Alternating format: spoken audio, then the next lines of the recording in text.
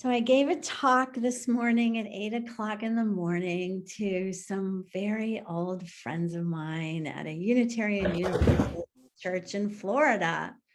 And it was on it's called Southern Exposure. It was on 3 amazing people that contributed to President Johnson writing the Civil Rights Act of 1964 into law, and how courageous they were, and how amazing they were, and how sustained their nonviolent actions were, and how creative they were. And not a single person that was on that Zoom had ever heard of any of those people. And, there is this hidden history. Not everybody makes it to network news, even though they might have changed the face of the earth, really made an amazing contribution to our life and evolution on this earth. And so I've been thinking about that a lot, and thinking about how each one of us make a huge difference in the world. And it doesn't even really matter if anybody ever knows our name or knows what we do, but everything contributes to the ultimate good. Every thought, every feeling, every action, everything is in the collective memory of humanity. There's a wonderful new book that I'm reading. It's called All We Can Save. And its subtitle is Truth, Courage, and Solutions for the Climate Crisis by 2 women, Ayanna Elizabeth Johnson and Catherine K. Wilkinson. And it starts out by giving us a name of a scientist we have never heard of. And I'm going to speak her name to you today. Before I do that, I want you to see the first chapter here. They have little pictures, and it says, begin. Can you imagine all of us trusting each other, working together for our common home? And it's a big picture of an apple tree. And then the very first sentence is Eunice Newton Foote. How many of you have ever heard of Eunice Newton Foote? No, me neither. Rarely gets the credit she's due. In 1856, she theorized that changes in carbon dioxide in the atmosphere could affect the Earth's temperature. And Eunice Newton Foote wasn't just a great scientist who made this discovery. She was also a feminist. And her name appears on the list of signers of the 1848 Seneca Falls Declaration of Sentiments, which is the manifesto that the first Women's Rights Convention in the US made. And her name is right below Elizabeth Cady Stanton. And her husband, Alicia, and Frederick Douglass, the great abolitionist philosopher, are the only 2 gentlemen signed on that declaration. So we honor her as an unsung climate scientist, feminist, and remind ourselves that a lot of people have done a lot of wonderful things and continue to do a lot of wonderful things on this earth. In our tradition of metaphysical Christianity, we look at the Bible and we see things symbolically, not just literally. And one of the things that we look at is the relationship between John and Jesus Christ. John being the forerunner of Jesus, and they were cousins, so close that when Mary went to visit Elizabeth and they were both pregnant with John and Jesus, Our Bible tells us that John jumped for joy in Mary's womb when Mary came and they embraced Mary and Elizabeth in recognition of his cousin who was coming into the world by the name of Jesus. I say that the relationship between John and Jesus and the questions that people ask them is a case for reincarnation in Judaism. Because one of the things that they kept asking John is, who are you? Are you the Messiah? Are you Elijah? Are you the prophet Isaiah? And John would say, no, I am just a voice crying in the wilderness. Prepare ye the way of the Lord. And when they asked Jesus the same thing, are you the Messiah? Are you Elijah? Are you the prophet Isaiah? Who are you? Jesus said, and it's so characteristic of a teacher like Jesus, because he came to bring us the teaching of the Spirit of the living God within each of us. So instead of John's message, which was forgiveness, but also sin, and you need to be purified on the outer, you need to be baptized because you're a sinner. Instead of that approach, Jesus simply said, who do you say I am? And when one person saw him as the Christ, his name was Simon at the time, Jesus said, good for you. Now I call you Peter because you're the rock of faith. So what we are able to perceive, we can become.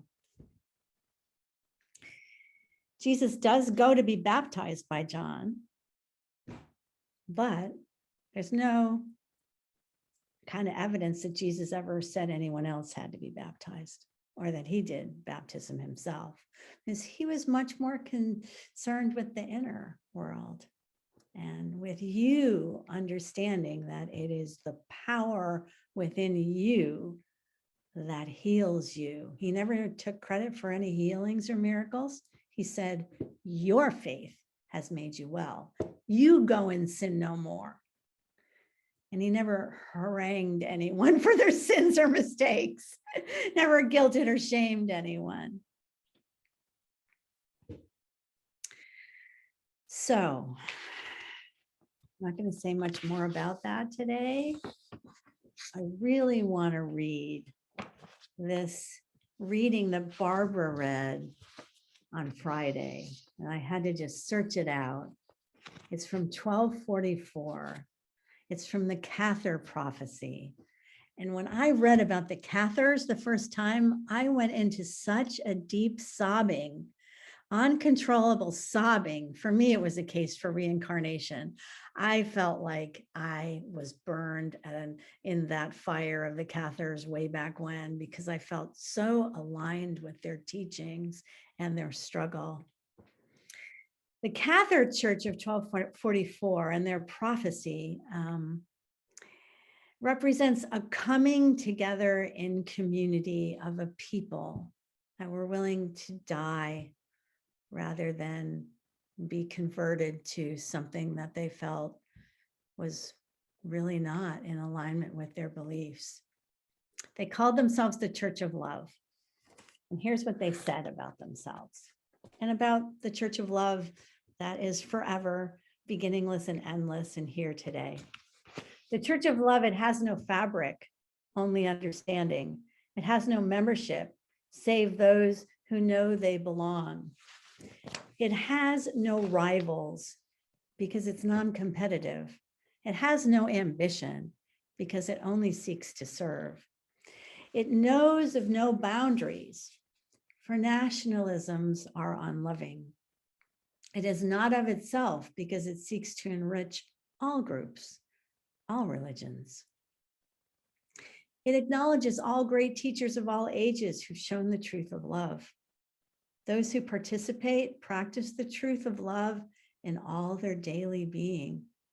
There's no walk of life or nationality that's a barrier. Those who know, know. It seeks not to teach, but to be, and by being, enrich. It recognizes the collectivity of all humanity and that we're all one with the one. It recognizes that the way we are may be the way of those around us because we are that way. It recognizes the whole planet as a being of which we are a part of. It recognizes that the time has come for the supreme transmutation, the ultimate alchemical act, the conscious change of the ego into a voluntary return to the whole. It does not proclaim itself with a loud voice, but in the subtle realm of loving. It salutes all those in the past who've blazed the path, but paid the price. It admits of no hierarchy or structure, for no one is greater than another. Its members shall know each other by their deeds and being in their eyes, and by no other outward sign, save the fraternal embrace. Each one will dedicate his or her life to the silent loving of their neighbor and environment and the planet while carrying out their daily task, however exalted or humble. It recognizes no rewards to offer either here or in the hereafter, save that of the ineffable joy of being and loving. Its members shall seek only to advance the cause of understanding within whichever church, group, or family they happen to be. They shall do good quietly, not for personal gain, and teach by example. They shall heal their neighbor, their community, and planet.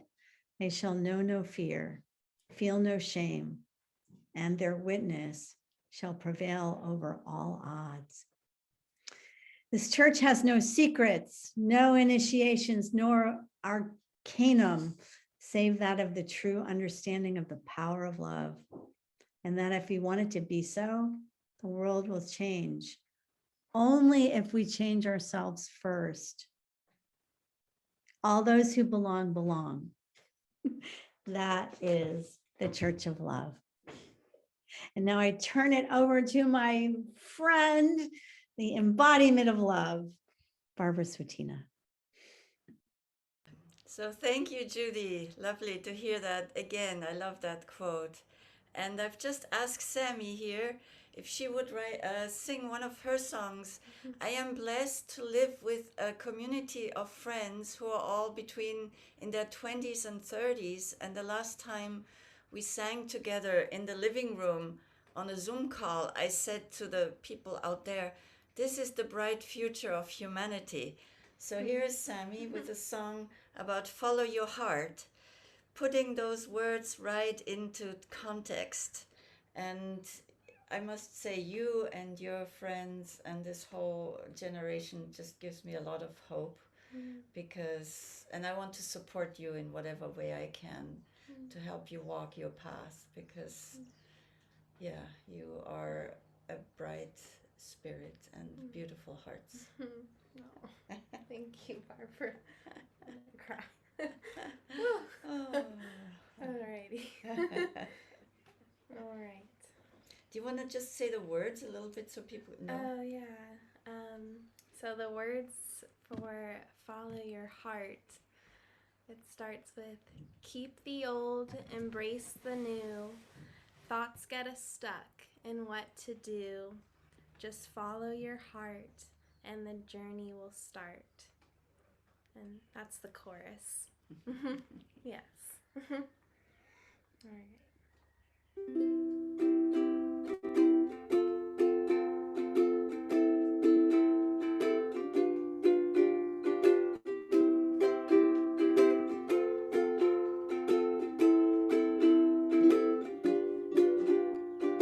Keep the old, embrace the new. Thoughts get us stuck in what to do. Just follow your heart and your journey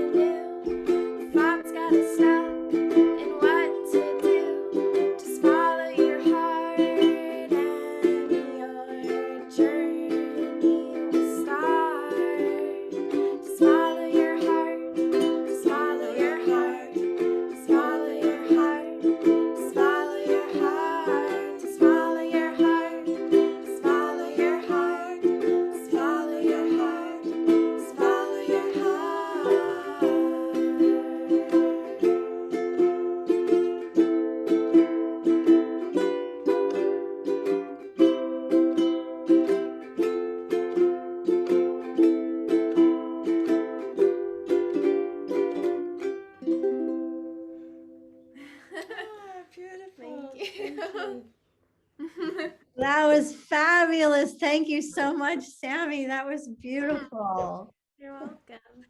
Oh, I'm so grateful. That was just the perfect message for today. And you give us so much hope. Thank you. As the last song, I'd like to sing a song that I learned many years ago in Findhorn, and it's the answer to the question, who's responsible for my happiness? So the bad news is that nobody else is responsible, but the good news is I am the one who can make myself happy, and therefore I can do something with my life. So I think the words are in the chat, but I'll just say them. And if you want to, you can just repeat them and then sing along. So the words are, I am the only one who can make myself happy. Let's just say that. I am the only one that can make myself happy. I'm the only one who can fill my life with joy. I'm the only one that can fill my life with joy. I am the only one who can make myself happy. I am the only one who can make myself happy. I open up my heart I open up my heart and let my love create my world. and let my love create my world. So if I look at the world through the eyes of my heart instead of going through my head and my judgments and whatever, I can actually start to see the world that God created, the wonder, the magic, the always newness of each moment of each day. So this is a song, I don't know who wrote it, but I collected it because I collected a lot of songs that I love. And I hope you'll sing along. And just to facilitate the getting into it, we'll first of all la la la la it, international language, and then we'll do it with the words. And I think that the words are in the chat now. Thank you, Kim, for putting them there. And so here we go. La la la la. La la la la la la. La la la la la la la la. La la la la la la. La la la la la la la. La la la la la la. La la la la la la la la. La la la la la la la. La la la la la la la. Once more, la la la. La la la la la la.